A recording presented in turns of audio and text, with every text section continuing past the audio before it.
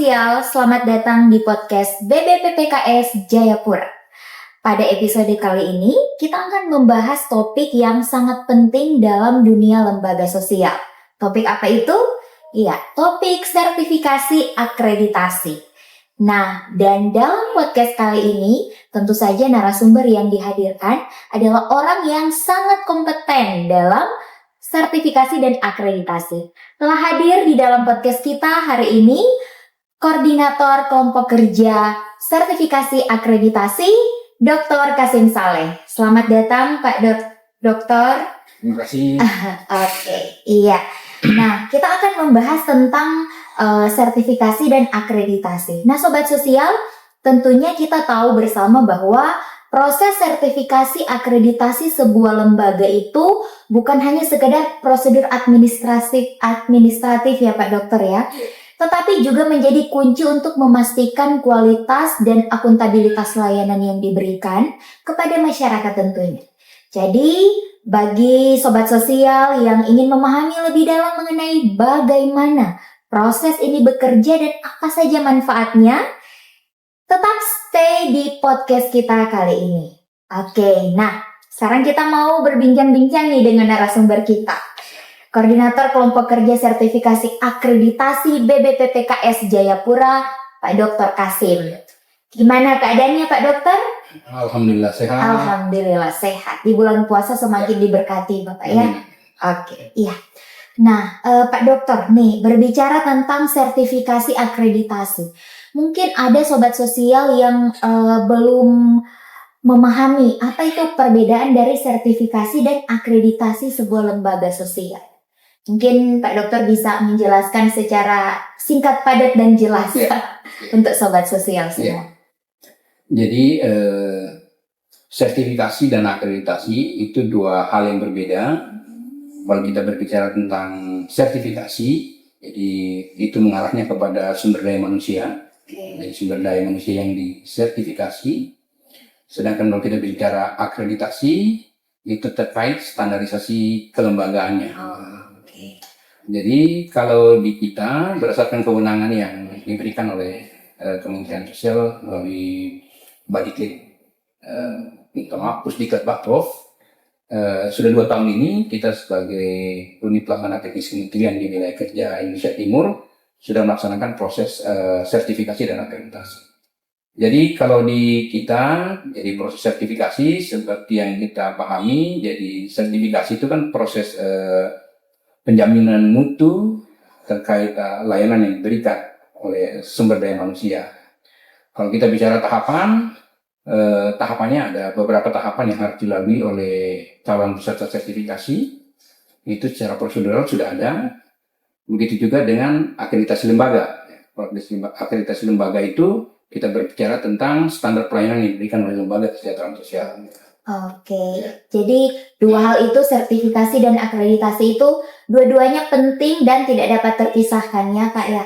Oke, nah Sobat Sosial pasti ingin tahu mengapa sertifikasi dan akreditasi itu menjadi hal penting untuk sebuah lembaga yang ada di bawah Kementerian Sosial. Oke, karena basis kita adalah pembangunan bidang kesejahteraan sosial. Selain pembangunan bidang kesejahteraan sosial itu dilaksanakan oleh negara, tapi juga dilaksanakan oleh masyarakat. Dalam hal ini berbasis lembaga kesejahteraan sosial. Jadi negara berkewajiban untuk mungkin yang pertama meregister berapa lembaga yang ada yang memberikan pelayanan bidang kesejahteraan sosial, dan yang kedua mungkin memastikan kualitas mutu layanan yang diberikan bagi, mungkin dalam konteks kita berbicara tentang penyandang masalah kesejahteraan sosial yang diberikan pelayanannya oleh lembaga kesejahteraan sosial. Jadi dua hal itu yang menjadi hal penting atau fokus poin terkait pentingnya akreditasi lembaga kesejahteraan sosial. Oke. Tadi Pak Dokter bilang bahwa terkait SDM dan juga lembaga. Nah, kira-kira sejauh mana sertifikasi dan akreditasi ini dapat meningkatkan kualitas pelayanan di lembaga sosial? Oke. Kalau kita berbicara tentang sertifikasi SDM, otomatis orang yang tersertifikasi itu paling tidak memenuhi beberapa kualifikasi yang ditentukan. Misalnya kita ambil contoh untuk relawan sosial, itu misalnya dia sebagai anggota dari misalnya pelopor perdamaian atau taruna siaga bencana atau tenaga kesehatan sosial kecamatan, dia harus punya spesifikasi khusus terkait apa yang dia kerjakan. Misalnya tagana harus punya keterampilan dasar tentang kebencanaan yang dipakai dalam konteks implementasi. Itu yang dalam konteks sertifikasi akan diuji dan akan digali apakah standarnya itu sesuai dengan standar kompetensi yang ditetapkan atau tidak. Okay. Jadi memang tujuannya untuk memastikan layanan yang diberikan itu standar dan profesional. Wow, berarti sertifikasi dan akreditasi ini memang benar-benar memastikan pelayanan yang diberikan kepada masyarakat itu tidak sembarang-sembarang ya Pak Dokter ya. Nah, kira-kira apa saja sih kriteria utama yang dinilai dalam proses akreditasi pada sebuah lembaga sosial? Oke. Kalau komponen yang dinilai dalam proses akreditasi lembaga itu ada 6 poin. Ya, ada komponen penilaian terkait manajemen kelembagaan, ada komponen terkait SDM sumber daya manusia kelembagaan, ada juga terkait komponen sarana prasarana, terus terkait tahapan pelayanan proses, terus terkait proses pelayanan dan output dari layanannya.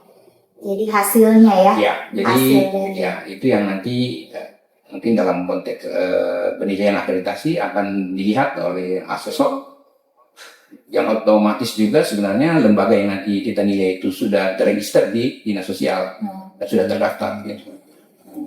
Nah, Pak Dokter, melihat dari 6 poin yang sudah Pak Dokter sampaikan tadi, kira-kira kalau dilihat nih ada manajemennya, SDM-nya, satprasnya, tahapan, proses, kemudian ada output yang dihasilkan dari 6 poin ini.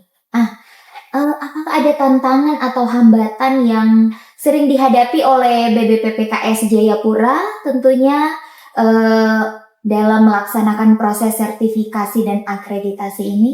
Biar mungkin Sobat Sosial tahu bahwa tidaklah mudah ya menjalankan sertifikasi dan akreditasi. Ya, mungkin tantangan terbesar kita, terutama di Balai Besar Pendidikan dan Pelatihan Kesejahteraan Sosial Jayapura, mungkin tantangan pertama kita memang terkait geografis. Jangkauan layanan kita ini kan memang luar biasa luas dan jauh, serta aksesibilitasnya yang membutuhkan mungkin kos yang lebih besar dibanding daerah Indonesia. Terus yang kedua, tantangan keduanya itu memang pemahaman kepentingan terkait pentingnya sertifikasi dan akreditasi mungkin di level kabupaten atau provinsi. Terkait itu juga memang menjadi kendala kita juga. Di samping kesadaran masyarakat juga mungkin terkait terkait pemahaman, terutama khususnya legalitas kelembagaan. Jadi memang itu beberapa hambatan utama yang kami rasakan dalam waktu 2 tahun terakhir ini, yang dalam implementasinya juga coba kami cari alternatif solusi pemecahannya. Oke. Memang benar ya, wilayah dari BBPPKS Jayapura ini kondisi geografisnya yang untuk menjangkau satu tempat ke tempat lainnya itu membutuhkan kos yang besar ya Pak Dokter ya. Nah, memang benar sekali. Nah, kalau begitu kira-kira apa yang dilakukan oleh tim sertifikasi dan akreditasi terkait monitoring dan evaluasi untuk memastikan lembaga yang telah terakreditasi dan tersertifikasi itu tetap memenuhi standar? Ya. Jadi ada beberapa strategi yang kami lakukan berdasarkan pengalaman yang sudah kita lakukan selama ini. Jadi memang mungkin prosedural. Jadi kami memang pertama itu kami mapping terkait jumlah SDM dan LKS yang ada di wilayah kerja. Setelah kami mapping, kami coba koordinasi. Dan yang perlu dicatat juga di sini memang karena challenge-nya berbeda antara sertifikasi dan akreditasi ini. Ya. Misalnya kalau kita berbicara sertifikasi, apalagi yang jadi kami di balai ini dikasih kewenangan untuk mensertifikasi 2 jenis SDM kesejahteraan sosial. Yang pertama itu tenaga kesejahteraan sosial dan relawan sosial. Kalau di tenaga kesejahteraan sosial mungkin tidak terlalu ada challenge, tapi di relawan sosial ini. Karena mungkin basisnya relawan, terus terkait pengetahuan dan sarana prasarana yang mereka miliki itu menjadi tantangan tersendiri di kita. Pengetahuan terkait, karena minta maaf ini proses sertifikasi dan akreditasi ini kan berbasis aplikasi. Kalau sekarang itu sudah disatukan namanya EYANSOS. Aplikasi namanya EYANSOS ya. EYANSOS itu memang mekanisme pendaftaran itu kalau untuk relawan itu kita harus full pendampingan dan tutorial karena terkait tidak semua pengetahuannya rata, tidak pendidikan, pengalaman dan sebagainya. Mungkin hal teknis lain juga terkait misalnya kemampuan menggunakan teknologi, HP, karena mungkin relawan jadi mungkin dari sisi kemampuan membeli paket dan segala macam itu juga menjadi kendala juga. Jadi itu yang kami lakukan, strategi yang kami lakukan pendampingan. Nanti kalau yang dilanjutkan deh. Luar biasa ya. Strateginya pendampingan karena melihat kondisi di lapangan Pak Dokter ya, banyak yang belum misalnya keterbatasan untuk data misalnya ya punya HP tapi datanya tidak punya pengetahuan juga menggunakan. Nah, berarti sangat harus bekerja keras ya tim sertifikasi akreditasi Balai Jayapura ini. Itu tantangannya. Mungkin sebelum dilanjutkan ada ini terkait kesulitan juga terkait tadi kan yang sertifikasi. Betul. Yang akreditasi ini itu yang pertama tadi pemahaman masyarakat terkait LKS ini kayaknya belum mumpuni gitu, sehingga manajemen pengelolaan dan segala macam terkait layanan di panti itu belum punya pengetahuan. Jadi tugas kita memang memastikan misalnya kelengkapan administrasi, membantu mendaftarkan bahkan walaupun tahapan-tahapan secara prosedural sudah kita lakukan mulai dari undangan, sosialisasi, bintang sampai visitasi. Proses-proses ini kita harus dampingi tim sertifikasi dan harus dampingi.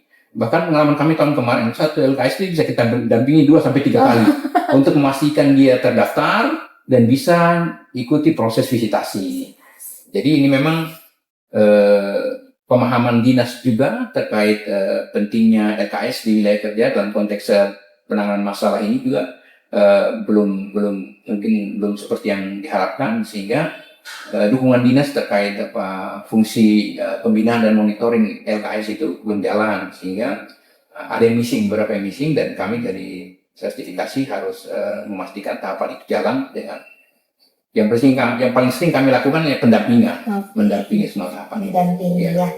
Nah, tadi kan Pak Dokter bilang bahwa masih pemahaman dari masyarakat terkait sertifikasi dan akreditasi ini yang belum mumpuni. Begitu juga mungkin dari dinas terkait yang sosialisasi atau ke masyarakat yang harus ya mau tidak mau memang harus ya disertifikasi dan diakreditasi. Kira-kira mungkin ini akan sangat membantu untuk sobat sosial tahu bahwa ternyata ini sertifikasi dan akreditasi ini penting. Nah, mungkin Pak Dokter bisa menjelaskan dampak positif yang bisa dirasakan oleh masyarakat dari lembaga sosial yang sudah terakreditasi dan sudah tersertifikasi.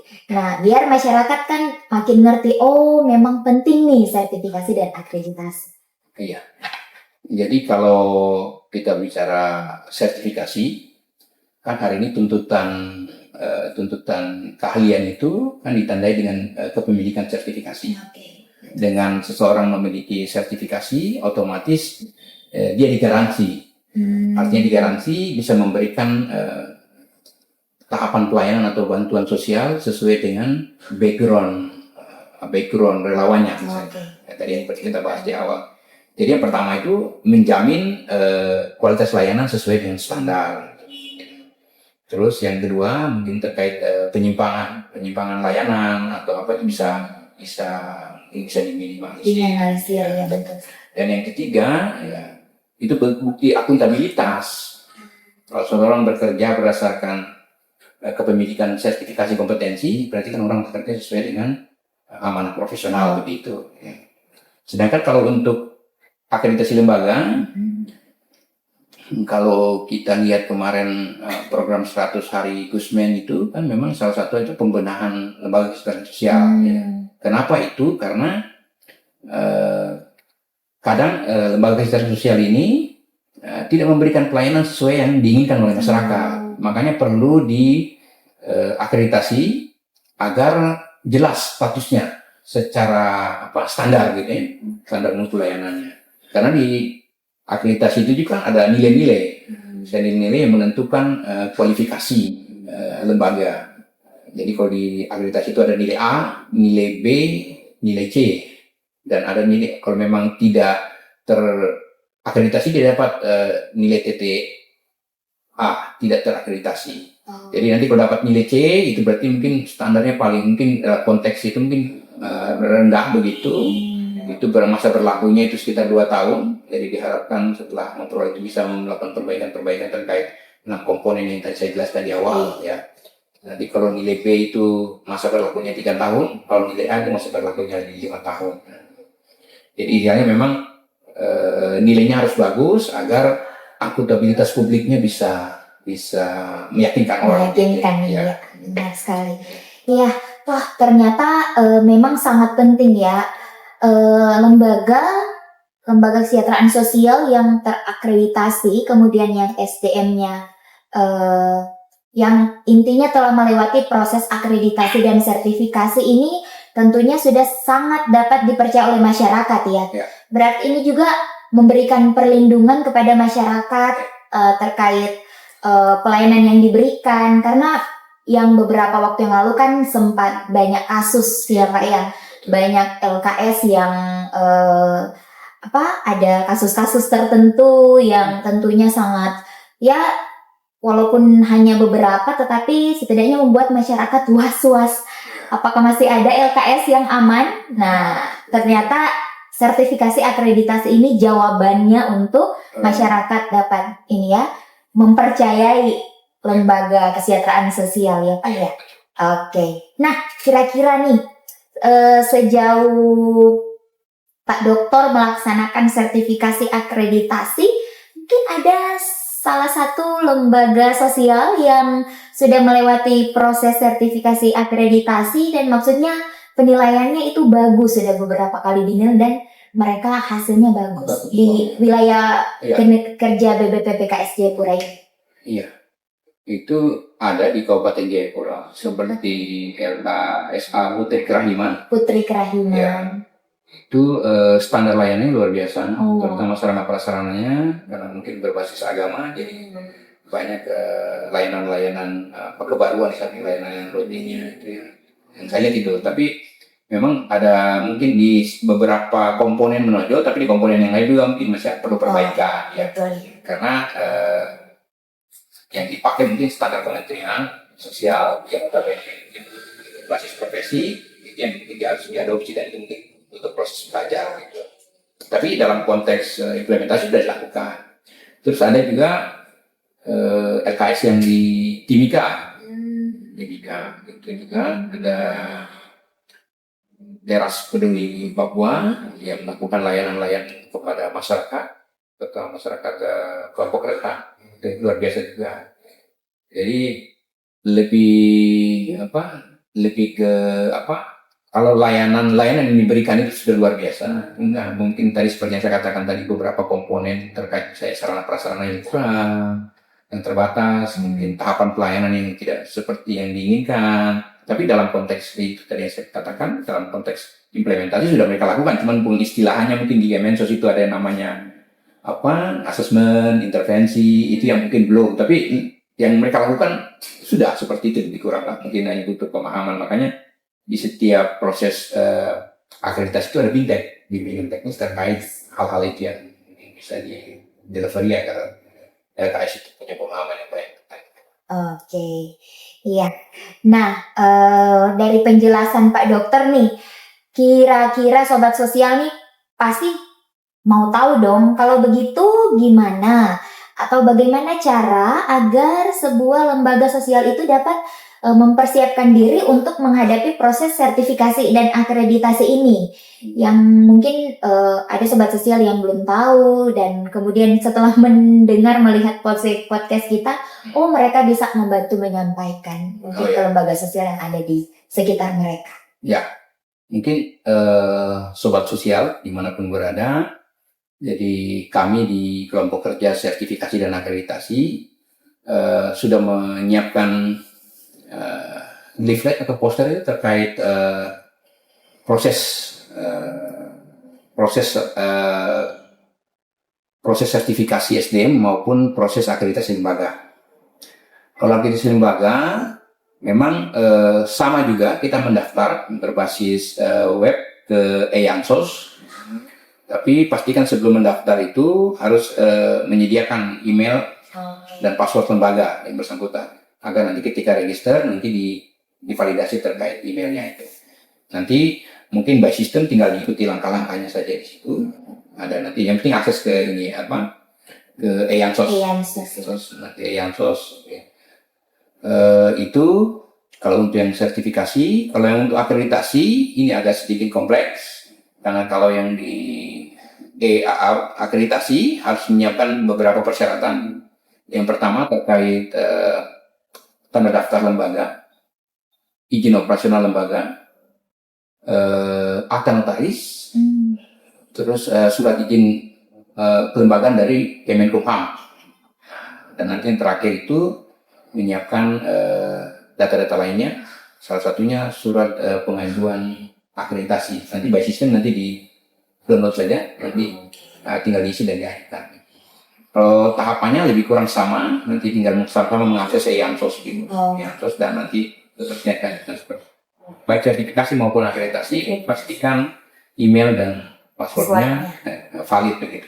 Yang biasa digunakan. Email dan passwordnya valid.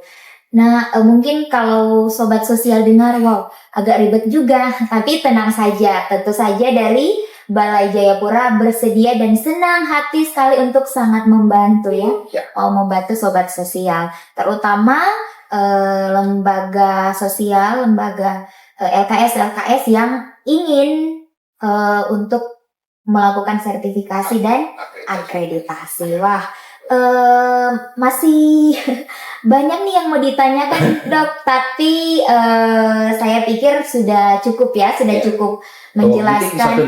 Masih ada lagi ya, silakan. Jadi untuk tahun ini kita Balai Besar Pendidikan dan Pelatihan Kesejahteraan Sosial Jayapura, selain mensertifikasi tadi dua hal tadi, tenaga kesejahteraan sosial maupun relawan sosial, tahun ini juga kami dikasih kewenangan untuk mensertifikasi pengurus LKS. Jadi kayak paket lengkap ini. Komplit paket komplit. Lembaganya kita akreditasi, SDM kita sertifikasi juga. Jadi ini saya rasa mungkin kesempatan buat kita di wilayah kerja ini untuk memastikan standarisasi lembaga maupun SDM-nya itu sesuai dengan apa yang distandarkan secara nasional gitu. Oke, wow. Kurang apa lagi? Sudah sangat jelas apa yang sudah dijelaskan oleh Dr. Kasim tadi.